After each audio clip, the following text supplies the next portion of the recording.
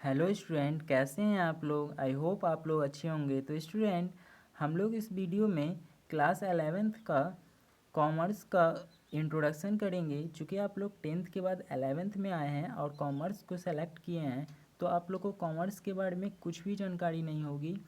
और ऐसा ही होता है, शुरू में आते हैं बच्चे तो कॉमर्स के बारे में उसको कुछ भी जानकारी नहीं होता है। तो हम लोग का ये पहला वीडियो है और इस वीडियो में हम लोग इंट्रोडक्शन ही करेंगे, जानेंगे लेखांकन क्या होता है, इसका लाभ क्या होता है, इसका उद्देश्य क्या होता है, और हम लोग गोल्डन रूल को भी जानेंगे जो कि बहुत ही इम्पोर्टेंट है। अगर आप लोग गोल्डन रूल जान लेते हैं तो आप लोग के लिए जर्नल जो है वो ईजी हो जाएगा। तो वीडियो को लास्ट तक देखिए और बहुत ही अच्छे से समझाया गया। आई होप आप लोग को समझ में आएगा, मुझे आशा है। अगर आप लोग को कोई भी प्रॉब्लम आती है तो मेरे ग्रुप में भी, जो कि ग्रुप बनी हुई है BSCB class 11th 12th commerce का व्हाट्सएप, उस व्हाट्सएप ग्रुप में भी जुड़ सकते हैं और उसमें भी डाउट पूछ सकते हैं और कमेंट में भी डाउट पूछ सकते हैं। आपको फुल्ली रिप्लाई दिया जाएगा, तुरंत रिप्लाई दिया जाएगा। तो चलिए हम लोग स्टार्ट करते हैं और समझते हैं लेखांकन क्या होता है। तो देखिए, लेखांकन जो है वो दो शब्दों से बना हुआ है। लेखांकन जो है दो शब्दों के मेल से बना हुआ है। लेख से मतलब लेख प्लस आंकन। लेख से मतलब लिखने से होता है तथा आंकन से मतलब अंकों से होता है। आप चाहे तो इसका नोट्स भी बना सकते हैं, क्योंकि अगर मोबाइल में रहेगा तो आप लोग याद नहीं कर सकते हैं और पढ़ नहीं सकते हैं। लेकिन अगर आप लोग कॉपी में लिख लेंगे तो आप लोग को पढ़ने में ईजी हो जाएगी और आप लोग याद भी कर सकते हैं, जो कि एग्ज़ाम में रिवाइज कर सकते हैं और एग्ज़ाम के लिए बहुत ही इम्पोर्टेंट है। तो आप चाहे वीडियो को रोक रोक करके लिख भी सकते हैं और लिखने से और ज़्यादा आपको समझ में आ जाएगी। तो लेखांकन जो है वो दो शब्दों के मेल से बना हुआ है। लेख प्लस आंकन। लेख का मतलब होता है लिखना और आंकन का मतलब होता है अंक, मतलब कि अंकों को लिखना ही लेखांकन कहलाता है। किसी कर्म को अंकों में लिखने जाने को लेखांकन या फिर अकाउंटिंग, जिसको इंग्लिश में अकाउंटिंग कहा जाता है। किसी खास उद्देश्य को हासिल करने के लिए घटित घटनाओं को अंकों में लिखे जाने की क्रिया को लेखांकन कहा जाता है। यहाँ घटनाओं से मतलब उस समस्त क्रियाओं से होता है जिसमें रुपया का आदान प्रदान होता है। मतलब इसमें जो है अकाउंटिंग में जो घटना घटती है उसको अंकों में लिखा जाता है। यहाँ घटना क्या, जिसमें पैसा से रिलेटेड आदान प्रदान होता है, पैसा से संबंधित, रुपया से संबंधित जो आदान प्रदान होता है, लेन देन होता है, उसको हम लोग अकाउंटिंग यानी कि लेखांकन में जो है सो लिखते हैं। ये हम लोग अकाउंटिंग पढ़ेंगे, ये फुली पैसा से रिलेटेड होगा। इसमें जो ट्रांजैक्शन करेंगे वो रुपया से ही रिलेटेड ट्रांजैक्शन होता है। इसमें कितना आया कितना गया। उसके बाद हम लोग समझते हैं, उसके बाद है सरल शब्दों में लेखांकन का आशय वित्तीय लेन देन। वित्तीय लेन देन मतलब वही होता है फाइनेंशियल ट्रांजैक्शन, मतलब कि रुपया का लेन देन, दोनों को क्रमबद्ध रूप से लेखाबद्ध करने, उनका वर्गीकरण करने, सारांश तैयार करने एवं उनको इस प्रकार प्रस्तुत करने से है जिससे उनका विश्लेषण व निर्वचन हो सके। लेखांकन में सारांश का अर्थ तलपट बनाने से है। लेखांकन में जो है सारांश का अर्थ तलपट बनाने से है और विश्लेषण व निर्वचन का आधार अंतिम खाते होते हैं, जिनके अंतर्गत व्यापार खाता, लाभ हानि खाता तथा चिट्ठा या फिर स्थिति विवरण या तुलन पत्र तैयार किया जाता है। देखिए, ये जो है अंतिम खाते होते हैं। इसके अंतर्गत व्यापार खाता यानी कि ट्रेडिंग अकाउंट, लाभ हानि खाता यानी कि पीएल अकाउंट मतलब कि प्रॉफिट एंड लॉस अकाउंट। उसके बाद चिट्ठा स्थिति यानी कि बैलेंस शीट बनाया जाता है। बैलेंस शीट इसमें जो मेनली 3 चीज़ बनाया जाता है, ठीक है। और 11th में जो है ना, हम लोग इसी 3 को अच्छे से पढ़ेंगे। पहले तो हम लोग जर्नल बनाना सीखेंगे। 11th में सभी चीज़ आएगा बारी बारी से। तो सबसे पहले हम लोग जर्नल सीखेंगे। उसके बाद हम लोग सीखेंगे ट्रेडिंग अकाउंट, उसके बाद पीएल अकाउंट जिसको प्रॉफिट एंड लॉस अकाउंट कहा जाता है, उसके बाद हम लोग बैलेंस शीट को जानेंगे। तो यही चीज़ सबको आपको 11th में, पूरे 11th में जनरली यही 3-4 चीज़ पढ़ना पड़ेगा और अच्छे से जानना पड़ेगा, क्योंकि ये 12th में आपको थोड़ा मोड़ा हेल्प करेगी। तो इसमें जो है ना मेनली 3 चीज़ बनाया जाता है। जैसे उदाहरण में यहाँ दिया हुआ है,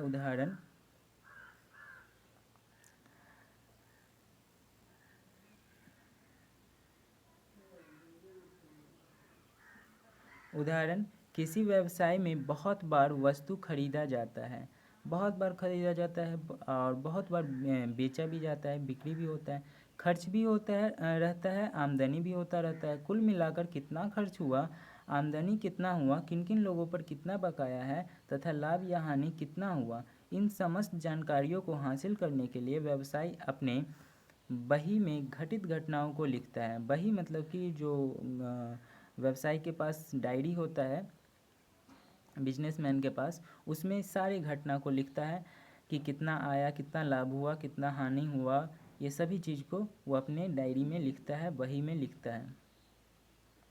यही लिखने के प्रक्रिया को लेखांकन कहा जाता है। यही जो लिखता है ना वो, उसी को लेखांकन कहा जाता है। लेखों का अंकन यानी कि लेख अंकन 2 शब्द से बना हुआ है, पहले हम बता ही चुके हैं। लेख मतलब लिखना और अंकन मतलब अंकों को लिखना। तो अतः व्यवसाय में के वित्तीय लेन देनों को लिखा जाना ही लेखांकन कहता है। व्यवसाय में जो है ना वित्तीय लेन देन को ही लिखना क्या कहलाता है, तो लेखांकन कहलाता है। तो फुली आप ये लेखांकन जानना था, तो आपको, हमको लगता है कि आप लेखांकन समझ गए होंगे। अगर आप लोग को कोई डाउट आती है तो व्हाट्सएप ग्रुप या फिर कमेंट में पूछ सकते हैं। चलिए हम लोग फिर आगे चलते हैं और फिर आगे क्या कह रहा है, लेखांकन के प्रारंभिक क्रियाओं में निम्नलिखित 3 को शामिल किया जाता है। लेखांकन जो करते हैं ना, तो सबसे पहले 3 चीज़ को शामिल किया जाता है। ये 3 चीज़ नहीं करेंगे, नहीं जानेंगे तो लेखांकन होगा ही नहीं, लेखांकन बनेगा ही नहीं, लेखांकन नहीं कर सकते हैं, मतलब कि उसको अपने डायरी में नहीं लिख सकते हैं। तो ये 3 चीज़ क्या है, तो ये 3 चीज़ है अभिलेखन। सबसे पहले तो अभिलेखन करते हैं। यह अभिलेखन यानी कि रिकॉर्डिंग, लेन देन को पहली बार बही में लिखे जाने की क्रिया को अभिलेखन कहा जाता है। तो आप कॉपी में भी लिख लीजिएगा इसको, अभिलेखन, नोट्स अगर आप लोग बना रहे हैं तो अभिलेखन क्या होता है, रिकॉर्डिंग। अभिलेखन सबसे पहली बार जो लिखते हैं ना बही में, उसी को अभिलेखन कहा जाता है। मतलब कि पहली बार लिखते हैं जो है उसको अभिलेखन कहा जाता है। अभिलेखन को रोज नाम मचा भी कहते हैं, रोज नामचा भी कहते हैं। ये लेखांकन जो ना रोज नामचा भी कहते हैं, अर्थात जर्नल, हम आपको पहले ही बता चुके हैं, जर्नल, लेजर, ट्रायल बैलेंस। तो अब सबसे पहले हम लोग बही में जो है ना जर्नल को ही बनाते हैं, जिसको अभिलेखन कहते हैं, रिकॉर्डिंग कहते हैं। तो आप ये समझ गए होंगे। उसके बाद वर्गीकरण यानी कि क्लासिफिकेशन, वर्गीकरण सेकेंड स्टेप में हम लोग करते हैं बही में। तो वर्गीकरण क्या होता है जानते हैं, अभिलेखित मदों को अलग अलग भागों में विभाजित कर लिखे जाने की क्रिया को वर्गीकृत कहा जाता है, वर्गीकरण कहा जाता है। वर्गीकरण को खाता यानी कि लेजर भी कहते हैं। देखिए आप जर्नल बना लिए, ठीक है, जर्नल में सभी आदमी का हो जाएगा, जितना, जैसे कि कोई फर्म है, कोई उद्योग है, उसमें जो ट्रांजैक्शन हुआ तो उसमें बहुत सारा ग्राहक है, तभी सभी ग्राहक का उसमें जर्नल आ गया। मतलब कि जर्नल में सभी ग्राहक को इंक्लूड किया जाता है, जैसे कि राम, श्याम, मोहन, गीता, सीता, मतलब जितने भी ग्राहक हैं। लेकिन ये जर्नल में, लेकिन लेजर में जो है ऐसा नहीं होता है। राम के लिए अलग अकाउंट बना दिए और श्याम के लिए अलग, राधा के लिए अलग, सीता के लिए, मतलब कि सब के लिए अलग अलग सेपरेट अकाउंट बना दिए। तो पहला हम लोग स्टेप क्या किए, अभिलेखन, दूसरा वर्गीकरण, और उसके बाद तीसरा जो है हम लोग, तीसरा स्टेप जो करेंगे वो क्या करेंगे, संक्षेपण करेंगे, यानी कि समराइजिंग। तीसरा स्टेप जो हम लोग करेंगे वो क्या करेंगे, संक्षेपण करेंगे। संक्षेपण। वर्गीकृत मदों को एक जगह लिखे जाने की क्रिया को संक्षेपण कहा जाता है। अब जो वर्गीकृत किए हैं ना, उसको एक जगह लिख देंगे, उसी को संक्षेपण या फिर परीक्षा सूची यानी कि ट्रायल बैलेंस भी कहते हैं। तो आप ये अच्छे से नोट कर लीजिएगा कॉपी में कि जर्नल, लेजर और ट्रायल बैलेंस क्या होता है। चलिए हम लोग आगे बढ़ते हैं और आगे समझते हैं। तो आगे है, आधुनिक युग में व्यवसाय के आकार में वृद्धि के साथ साथ व्यवसाय की जटिलताओं में भी वृद्धि हुई है। व्यवसाय का संबंध अनेक ग्राहकों, आपूर्तिकर्ताओं तथा कर्मचारियों से रहता है और इसलिए व्यावसायिक जगत में सैकड़ों, हजारों या लाखों लेन देन होता है। देखिए क्या होता है, किसी भी फर्म में, किसी भी उद्योग में डेली जो है ना, प्रतिदिन लाखों का लेन देन होता है।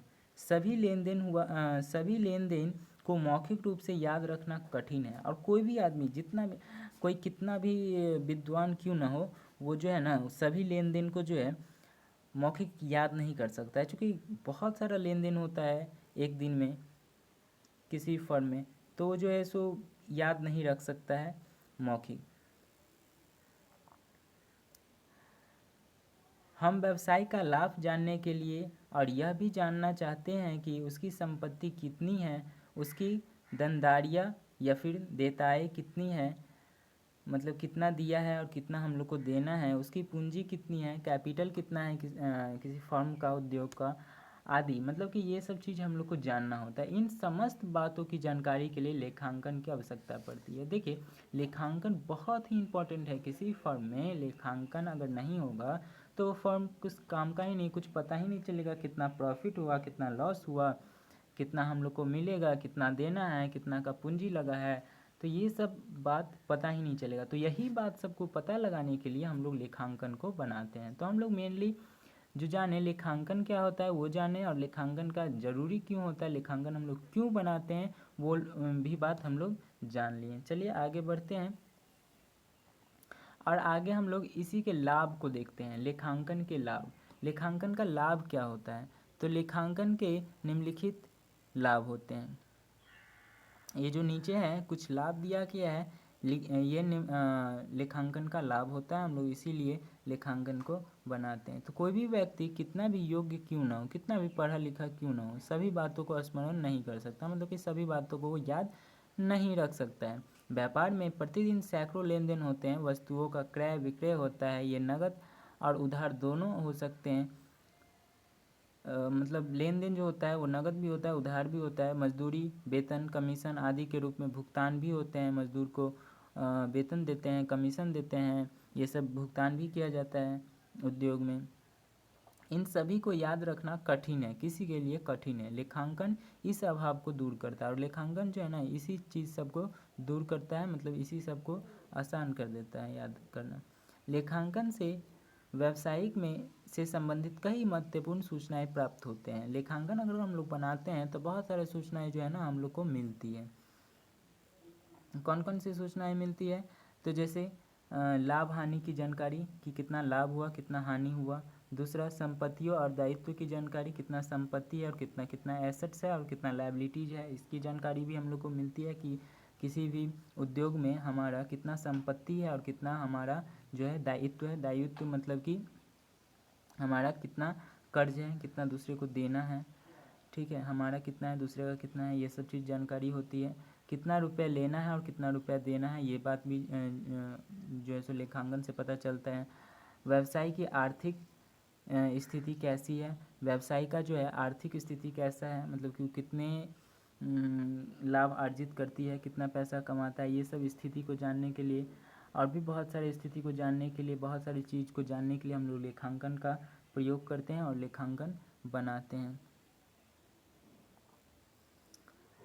उसके बाद फिर क्या है,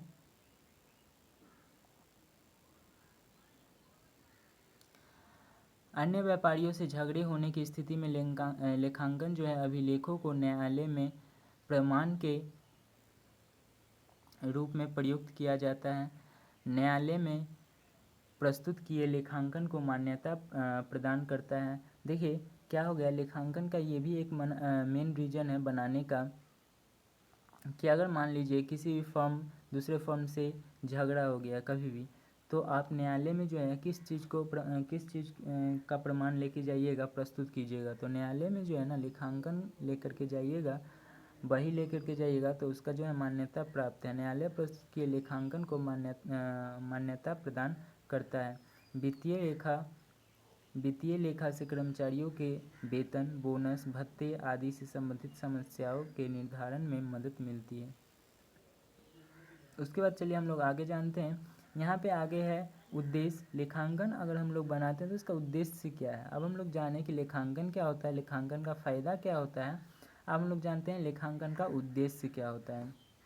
देखिए ये वीडियो थोड़ा लंबी बन रही है, लेकिन आप लोग अभी घर पे ही होंगे, अब इसके लिए 1 घंटा समय देंगे तो हमको लगता है आप लोग को फ़ायदा ही मिलेगी, क्योंकि आप लोग को कभी ना कभी एग्ज़ाम के लिए काम ही देगी और ये सब चीज़ जानना बहुत ही इम्पोर्टेंट है आप लोग के लिए। तो प्लीज़ पूरा वीडियो को देखिए और समझने की कोशिश कीजिए, और हम आप लोग के साथ फुल्ली सपोर्ट करेंगे, फुल्ली हेल्प करेंगे। कोई भी प्रॉब्लम आती है तो प्लीज़ आप तुरंत पूछिए, हम तुरंत रिप्लाई करेंगे। तो चलिए हम लोग देखते हैं। ज़्यादा नहीं 45 या फिर 1 घंटा का वीडियो बनेगा, 45 या फिर 1 घंटा का वीडियो बनेगा। 1 घंटा तो आप लोग कम से कम समय दे ही सकते हैं। चलिए उसके बाद लेखांकन के उद्देश्य हम लोग समझते हैं। लेखांकन के उद्देश्य क्या है। तो लेखांकन के निम्नलिखित प्रमुख उद्देश्य है। ये जो नीचे लिखा गया है उद्देश्य, ये लेखांकन का उद्देश्य है। क्या उद्देश्य सब है हम लोग जानते हैं।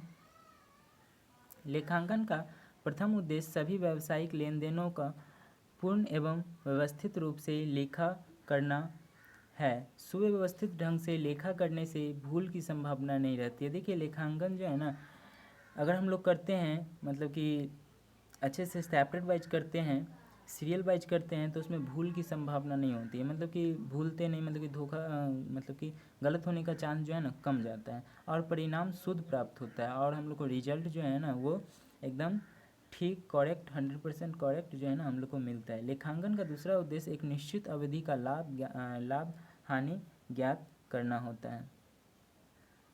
इसका दूसरा उद्देश्य ये भी है कि एक निश्चित अवधि के लिए, मतलब कि एक साल के लिए या फिर 1 महीना के लिए हम लोग को लाभ हानि ज्ञात हो जाता है कि मतलब 1 साल में इतना लाभ हुआ, इतना हानि हुआ, ये सब भी ज्ञात करने के लिए जो है ना लेखांकन का उद्देश्य होता है, लेखांकन इम्पोर्टेंट होता है। उसके बाद लेखांकन का उद्देश्य संस्था की वित्तीय स्थितियों से के संबंधित में जानकारी प्राप्त करना होता है। वित्तीय स्थिति आप लोग को पता ही है, वित्तीय क्या होता है। तो वित्तीय मतलब कि फाइनेंशियल पोजीशन, यानी कि पैसा से, रुपया से लेन देन, रुपया का लेन देन। तो वित्तीय स्थिति से संबंधित जानकारी प्राप्त करना लेखांकन का एक उद्देश्य है। उसके बाद लेखांकन का एक कार्य वित्तीय वाली सूचनाएं प्रदान करना है, जिससे प्रबंधकों को निर्णय लेने में सुविधा हो, साथ ही सही निर्णय लिया जा सके। देखिए ये जो है लेखांकन जो है सूचनाएं, वित्तीय वाली सूचनाएं प्रदान भी करता है, जिससे प्रबंधकों को निर्णय लेने में सुविधा होती है। प्रबंधक जो होते हैं उसको निर्णय लेने में सुविधा होती है, क्योंकि ये वित्तीय वाली सूचनाएं प्रदान करती है। साथ ही सही निर्णय लिए जा सके, इसके लिए वैकल्पिक उपाय भी लेखांकन उपलब्ध कराता है। और ये निर्णय लेने में कि हमारा फर्म जो है, हमारा उद्योग जो है कितना कमाया, कितना लाभ अर्जित किया, कितना जो है सो हानि हुआ, ये सब चीज़ को जान करके कोई भी निर्णय लेने में बहुत ही इम्पोर्टेंट होती है। इसलिए भी ये भी एक उद्देश्य है लेखांकन का। तो आप लेखांकन का उद्देश्य ये भी लिख सकते हैं।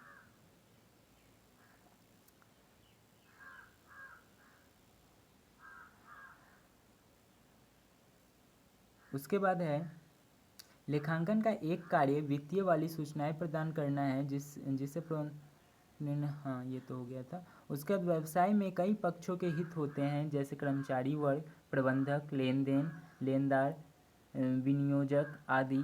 व्यवसाय में हित रखने वाले विभिन्न पक्षों को उनसे संबंधित सूचनाएं उपलब्ध कराना भी लेखांकन का एक उद्देश्य है। देखिए, व्यवसाय में जो होते हैं वो कई पक्ष होते हैं, जैसे कि कर्मचारी वर्ग के लोग होते हैं अलग, प्रबंधक लोग अलग होते हैं, लेनदार जो होते हैं वो अलग होते हैं, विनियोजक मतलब कि इन्वेस्टर जो होते हैं वो अलग होते हैं।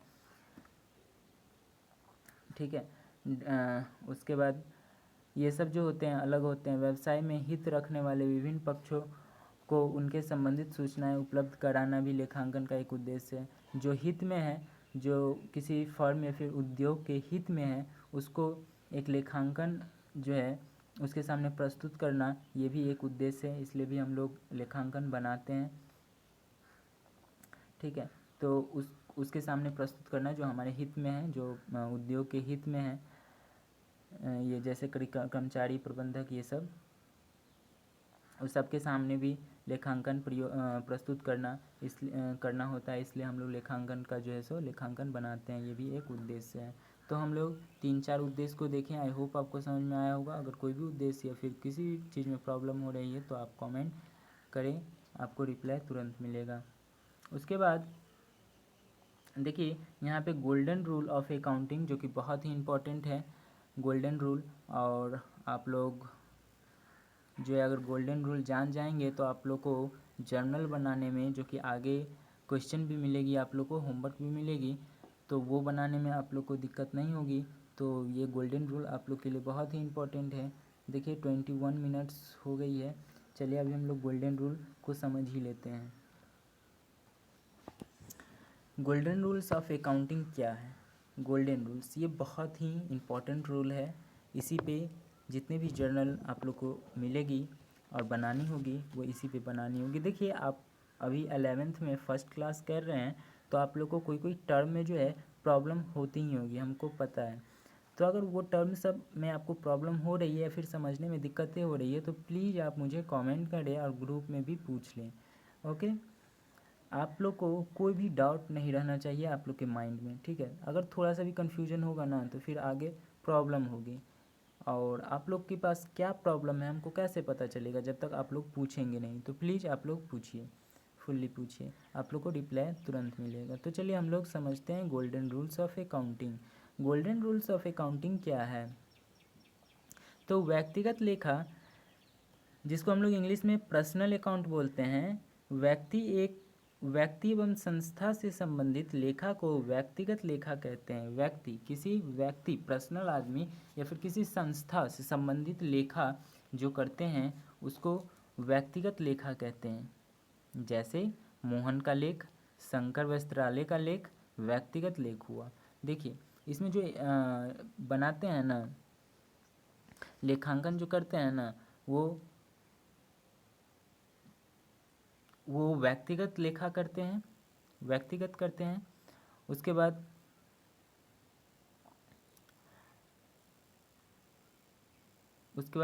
वास्तविक करते हैं। ठीक है, तो सबसे पहले हम लोग जो है ना व्यक्तिगत को समझ लेते हैं। तो व्यक्तिगत लेखा यानी कि पर्सनल अकाउंट। ठीक है, व्यक्तिगत एवं संस्था से संबंधित,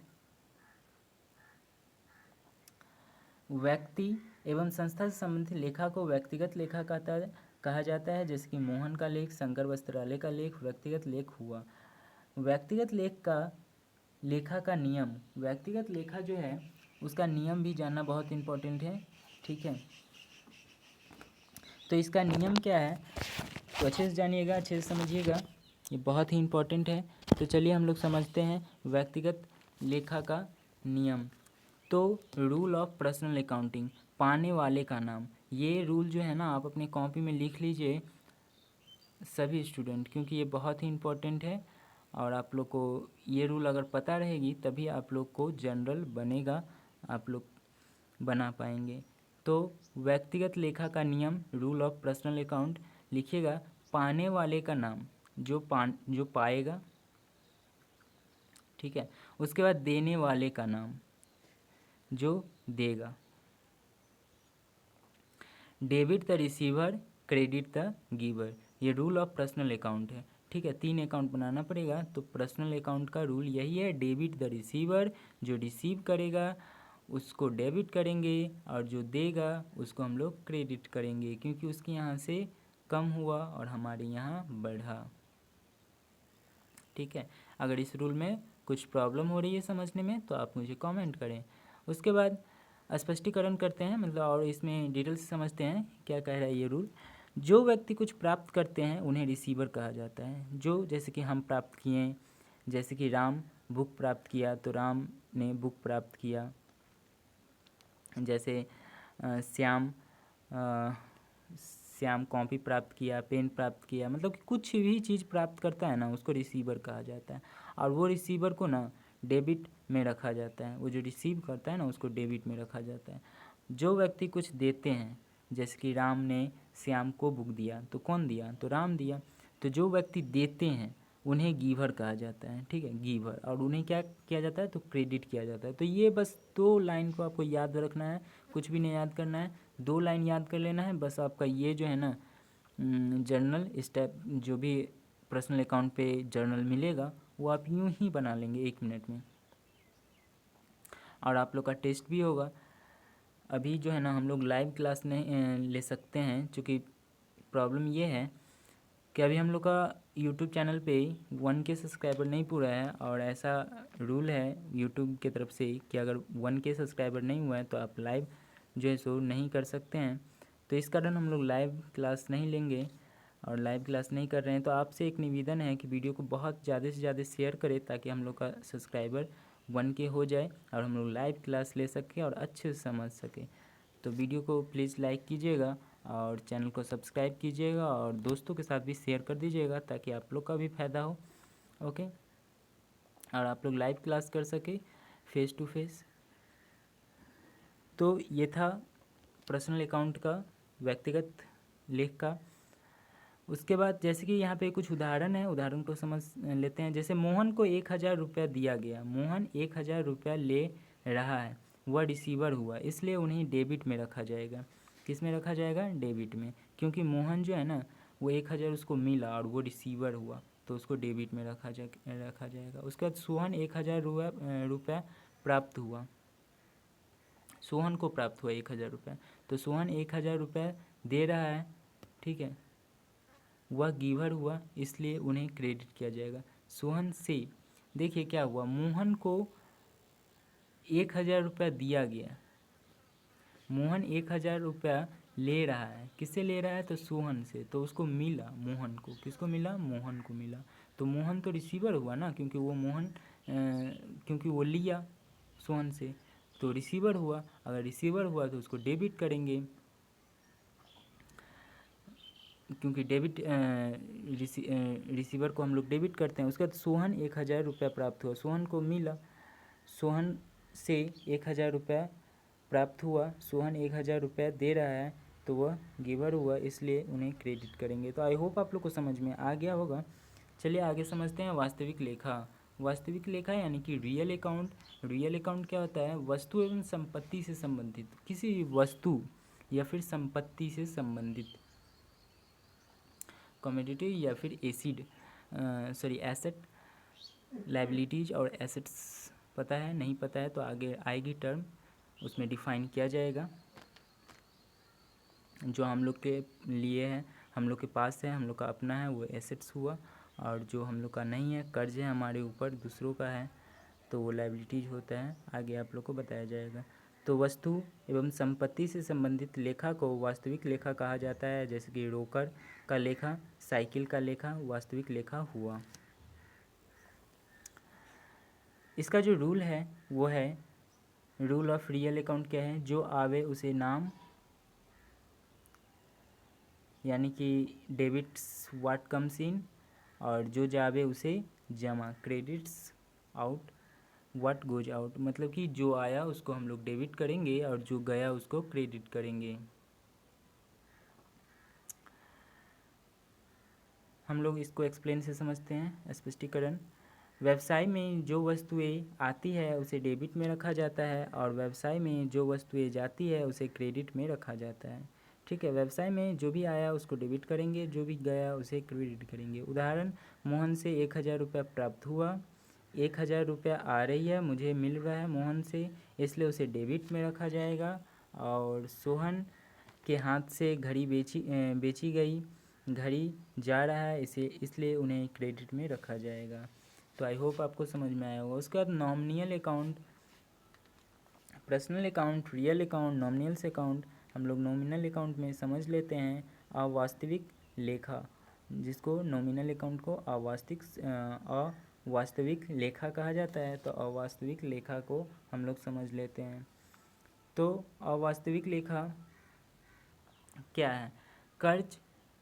खर्च एवं आमदनी से संबंधित लेखा को अवास्तविक लेखा कहा जाता है। जैसे किराया का लेखा, ब्याज का लेखा अवास्तविक लेखा कहा जाता है। नॉमिनल अकाउंट, इसमें खर्च और आमदनी, एक्सपेंस